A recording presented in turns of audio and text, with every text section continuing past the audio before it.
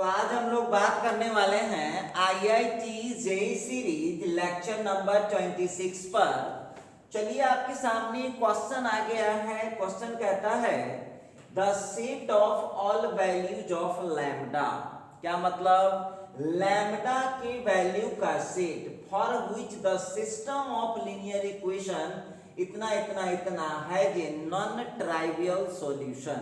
तो non trivial solution जब कह दिया इसका मतलब है कि जो डिटर्मिनेंट होगा उसका वैल्यू कितना हो जाएगा, जो डिटर्मिनेंट होगा उसका वैल्यू हो जाता है 0। इतना तो जरूर समझ गया होइएगा। अच्छा ठीक है, जरा गौर कीजिएगा यहाँ पर।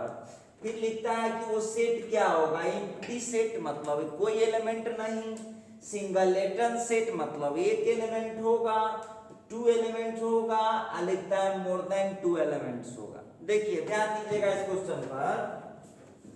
तो ये जो क्वेश्चन आप लोगों के सामने आया है, ये जो क्वेश्चन आप देखिए कब पूछे हुआ ये क्वेश्चन, तो ये क्वेश्चन आप लोगों को पूछे हुआ है आईआईटी जेईई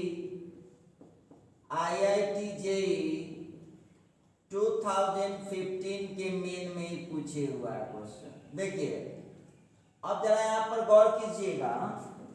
तो सबसे पहली बात तो यहाँ पर ये है, सबसे पहली बात यहाँ पर ये उठता है कि जब वो लिख दिया कि नॉन ट्राइवियल सॉल्यूशन है तो लैम्डा कैसा सेट होगा, तो वक्त बताएगा। अभी हम क्या बोले, चलिए यहाँ पर देख लीजिएगा। सीधा डायरेक्ट आपको नॉन ट्राइवियल सॉल्यूशन है तो डिटर्मिनेंट तो 2 माइनस लैम्डा हो जाएगा। इसका x1 का कोफिशिएंट 2 है और इसका x1 का कोफिशिएंट -1 है। इसका x2 है -2 और इसका x2 हो जाएगा -3 माइनस लैम्डा और इसका x2 हो जाएगा 2। पहले वाले का x3 1 है, दूसरे वाले का जो x3 है वो 2 है और फिर तीसरे वाले का जो x3 है उसका कोफिशिएंट माइनस लैम्डा। ये लीजिए। अब बहुत विद्यार्थी क्या कह रहा होगा, सुनिए, बहुत विद्यार्थी समझदार नहीं है, थोड़ा सा दिमाग लगाइए। ये लैम्डा x1 लाइएगा, एक जात है तो 2 माइनस लैम्डा इंटू x1 हो जाएगा। और जब यहाँ से x2 खींचिएगा तो हो जाएगा -3 माइनस लैम्डा इंटू x2 हो जाएगा। और यहाँ से जब x3 खींचिएगा तो यहाँ का बच जाएगा माइनस लैम्डा। क्लियर है? अब इसका कुछ नहीं करना है, डिटर्मिनेंट आप लोग निकाल ही सकते हैं, सब लोग निकाल सकते हैं। तो खूब मेहनत और ईमानदारी से निकालिएगा तो आपको लैम्डा का 2 आंसर आ जाएगा। तो जब 2 आंसर आ जाएगा तो आंसर क्या हो जाएगा, कंटेन्स 2 एलिमेंट्स। समझ में आ गया होगा, बहुत सिंपल है। वो खुद लिखता है नॉन ट्राइवियल सॉल्यूशन। तो नॉन ट्राइवियल सॉल्यूशन है, तो नॉन ट्राइवियल सॉल्यूशन यदि है, नॉन ट्राइवियल सॉल्यूशन यदि है तो वहां पर एक बात आप लोगों को ध्यान देना होगा, डिटर्मिनेंट उसका 0 होगा, डिटर्मिनेंट उसका 0 रहेगा। और दूसरी बात कि वहां से जब सॉल्व कीजिएगा देखो तो आपको लैम्डा का 2 वैल्यू आएगा तो आंसर क्या हो जाएगा, कंटेन्स 2 एलिमेंट, इसमें 2 सदस्य होगा।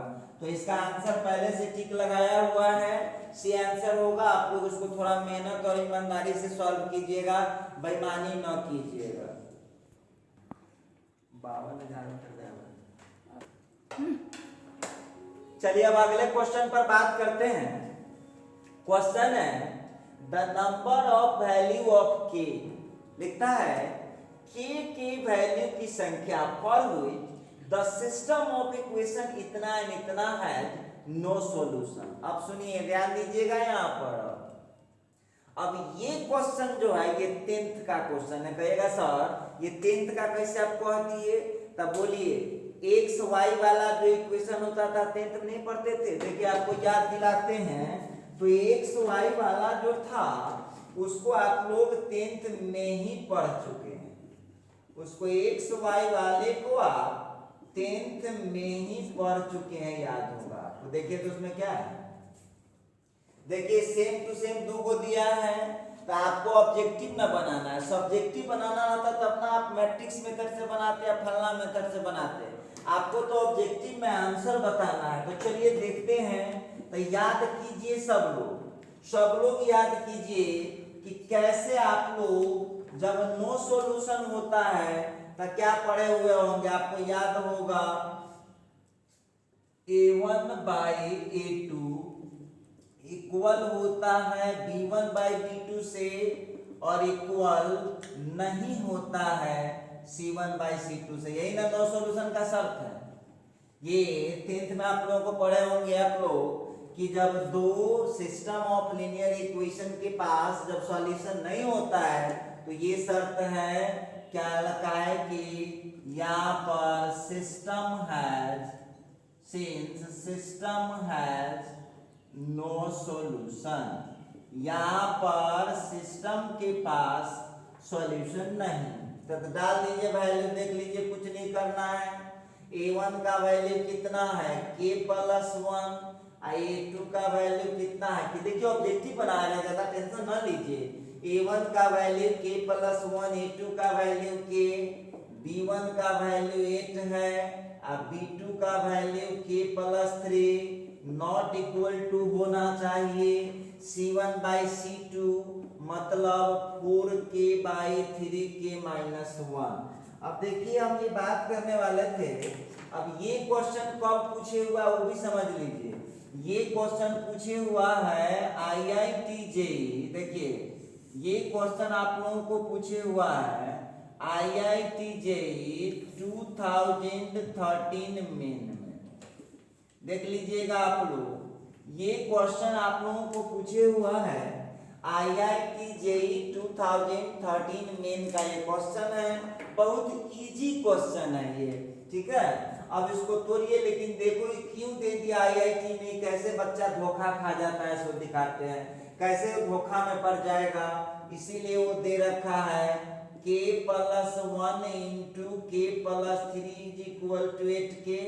अब देखिए तो वहां पर जो है इसको आप कुछ मान लीजिए। चलिए इसको मान लीजिए, सॉल्व करते जाइए। तो k स्क्वायर हो गया plus 4k plus 3 minus 8k is equal to 0।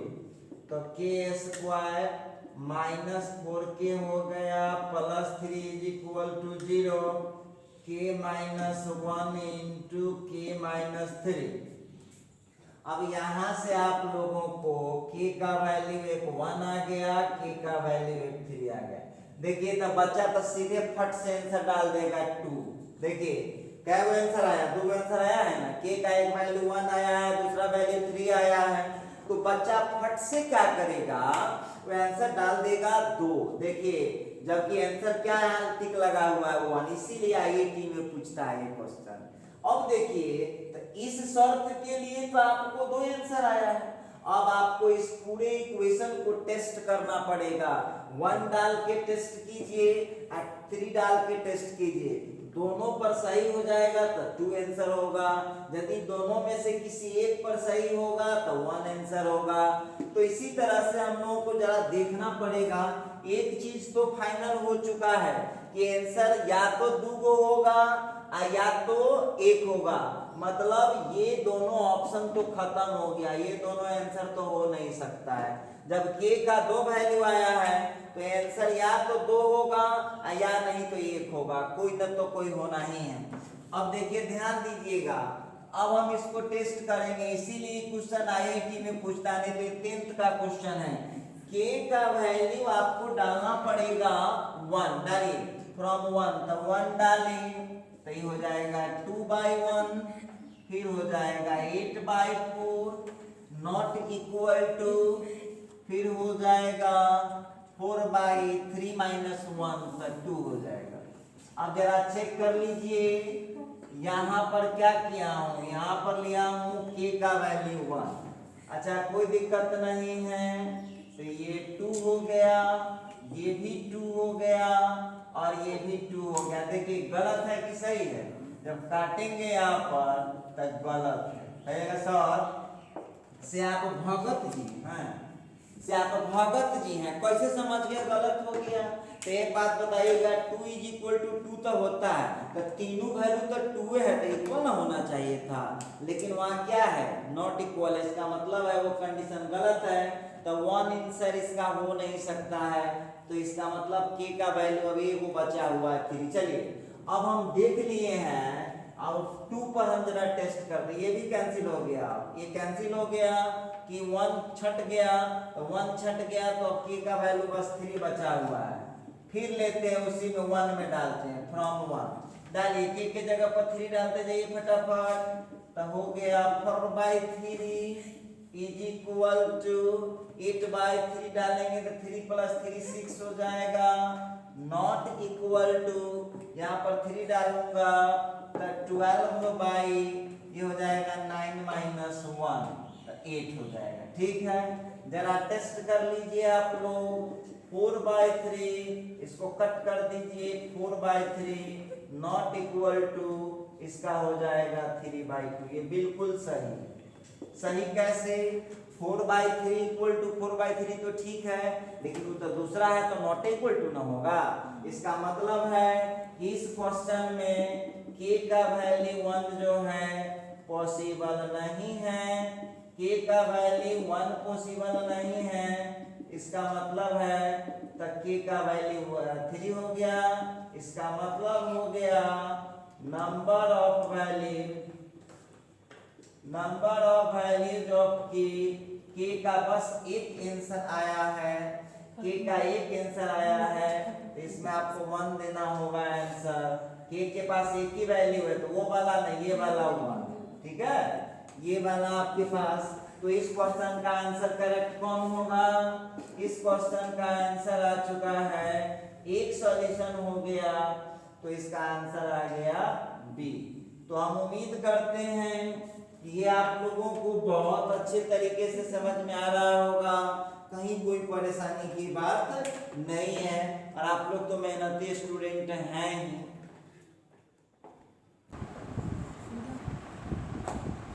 चलिए जरा हम इस क्वेश्चन पर बात करते हैं। क्वेश्चन है द नंबर ऑफ 3/3 मैट्रिसेस ए। कह रहा है कि एक मैट्रिक्स ए है जिसका ऑर्डर जो है 3/3 है, उसकी संख्या क्या हो सकती है। Number of 3/3 matrices A whose entries are, जिसका एंट्री जो है, जिसका सदस्य जो है वो आइदर 0 और 1, या तो 0 होगा या तो 1 होना चाहिए। मतलब XYZ का जो वैल्यू, मतलब A का जो मैट्रिक्स है उसका जो एंट्री होगा उसमें 2 ही चीज यूज करना है आपको, 0 और 1। ठीक है, लिखता है फॉर व्हिच, जिसके लिए द सिस्टम, फॉर व्हिच जिसके लिए द सिस्टम A इंटू इतना इज इक्वल टू इतना हैज एग्जैक्टली 2 डिस्टिंक्ट सॉल्यूशन। तो हम आपसे पूछना चाहते हैं कि आप लोगों, देखिए पेज में आपको, आप लोग जो बनाइएगा तो आप लोगों को इस क्वेश्चन को बनाने की जरूरत नहीं है। तो अब यहाँ पर देखिए, आप जानते हैं सिंस, अब आप हमको बताइएगा सॉल्यूशन इज, क्या क्या होता है सॉल्यूशन, या तो यूनिक होता है, या तो इनफाइनाइट होता है, या तो होता है नो सॉल्यूशन। एक बात हमको बताइएगा, कोई थ्योरी बताया है आपको, कोई थ्योरी बताया है कि तो ये वो सॉल्यूशन होगा, नहीं। तो इसका मतलब है कि in any cases two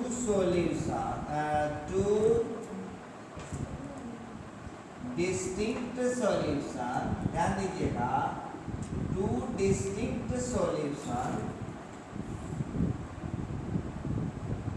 cannot be possible।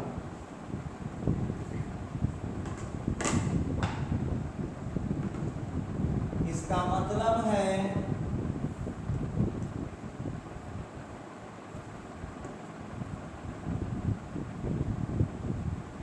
number of matrices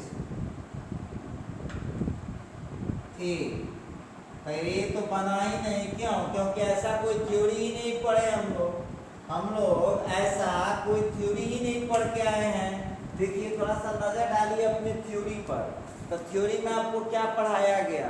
तो दो सॉल्यूशन का तो कोई थ्योरी नहीं होता है, या तो यूनिक सॉल्यूशन का होता है थ्योरी, या तो इनफाइनाइट सॉल्यूशन का थ्योरी होता है, या तो नो सॉल्यूशन का थ्योरी होता है। लेकिन देख लीजिए इसमें हट के पूछ रहा है, सीधे बोलता है कि टू डिस्टिंक्ट सॉल्यूशन होना चाहिए। तो दो सॉल्यूशन का तो कोई थ्योरी नहीं होता है। जब दो सॉल्यूशन का कोई थ्योरी नहीं होता है, इसका मतलब है मैट्रिक्स ए निकालना संभव नहीं है। तो इसीलिए number of matrices A, matrix A की संख्या क्या लिखना पड़ेगा? 0 लिखना पड़ेगा। चलिए, तो हम उम्मीद करते हैं कि ये सवाल सब आप लोग बड़े इजी तरीके से बना सकते हैं। ये तो बन गया, इसको बनाने की जरूरत भी नहीं है। तो चलिए जरा आप लोग इस क्वेश्चन पर नजर डालते हैं। क्वेश्चन नंबर देखिए, जो इजी रहता है हम होमवर्क में दे देते हैं। 2x minus y plus 2z equal to इतना इतना, then given system of equation has no solution. मतलब इस सिस्टम को सॉल्यूशन नहीं होगा तो लैम्डा का वैल्यू क्या होगा? तो एक बात हमको बताइए, चूंकि सॉल्यूशन नहीं है तो यहाँ पर क्या हो जाएगा? डिटरमिनेंट 0 हो जाएगा। देखिए ना कितना इजी है, बहुत है, बहुत इजी है।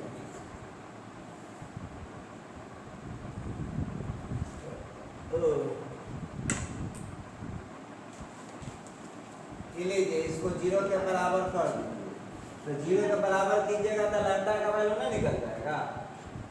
0 के बराबर कीजिएगा तो डिटरमिनेंट का वैल्यू तो आपको यहीं से मालूम चल जाएगा। तो इतना आप लोगों को कर दिए हैं।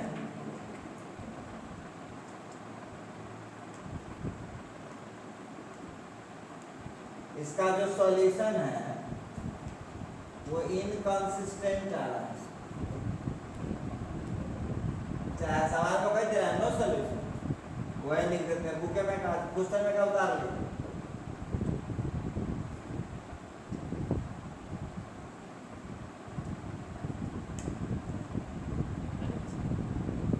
इसका तो एक शर्त यहाँ हुआ, इसको सॉल्व करते जाइएगा।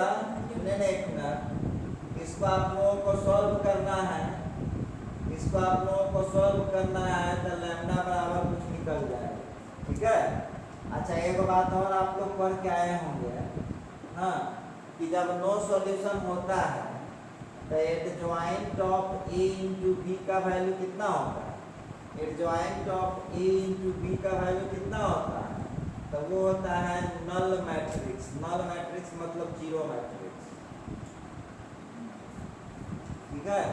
Adjoint of A into B, क्या आप लोगों को ए पता है तो एडजॉइंट निकाल सकते हैं कि ना? पहले कि सर जी एडजॉइंट तक कभी पढ़ भी नहीं किए। गलती आपका है कि गलती हमारा है? चलिए ए का वैल्यू वहां पर ऐसे ही लिख दिया आपके नॉलेज के लिए।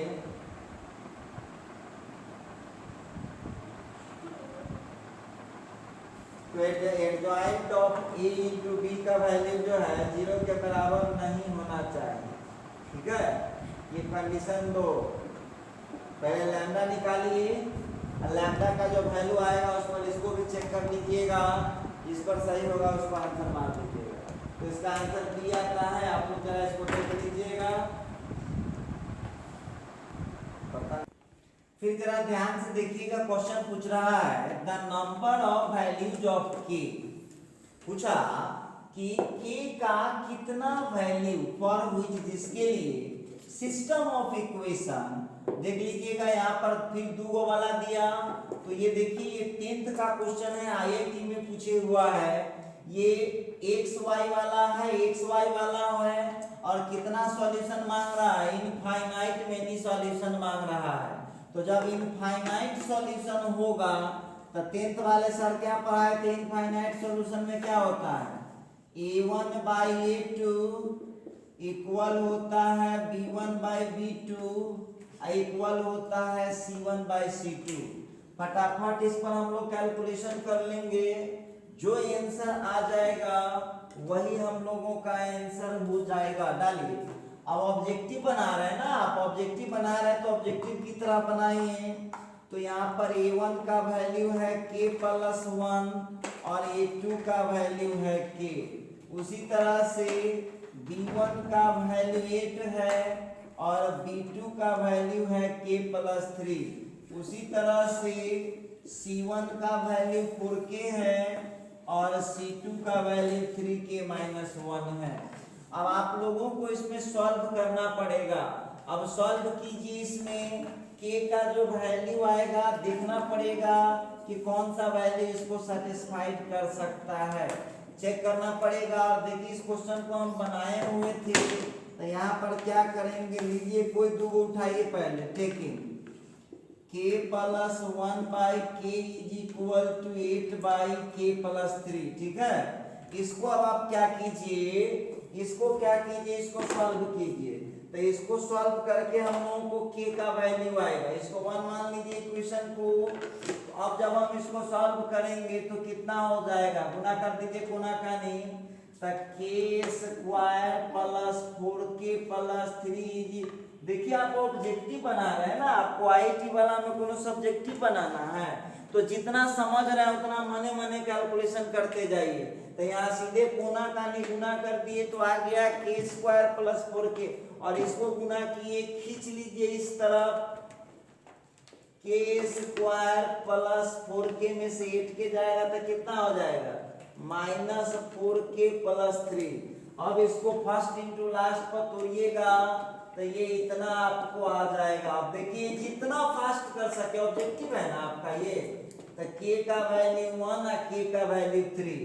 अब सुन लीजिए, ध्यान दीजिएगा, अब आप लोगों को 1 में वैल्यू डालना पड़ेगा। k का वैल्यू 1 डालिए और k का वैल्यू 3 डालिए, कौन पर सही है तो डालिए।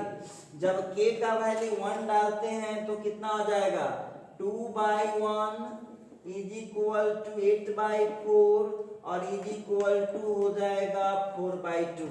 कौन पर सही होगा तो चेक करते रहिएगा। आ गया 2, आ गया 2, आ गया 2, आ गया, बिल्कुल सही बात है।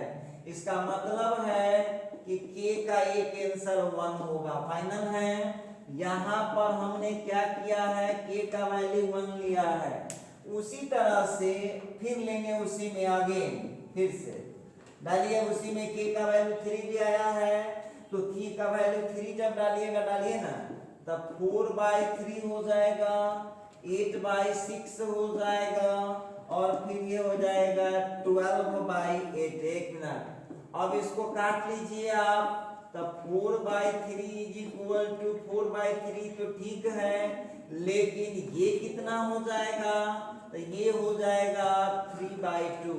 क्या ये सही है, ये गलत है। काहे भाई, तब मैथ में 4/3 के इक्वल 4/3 हो सकता है, लेकिन ये हमको जबरदस्ती क्या सिखा रहा है कि नहीं 4/3 इज इक्वल टू 3/2 भी हो सकता है, जो गलत बात है।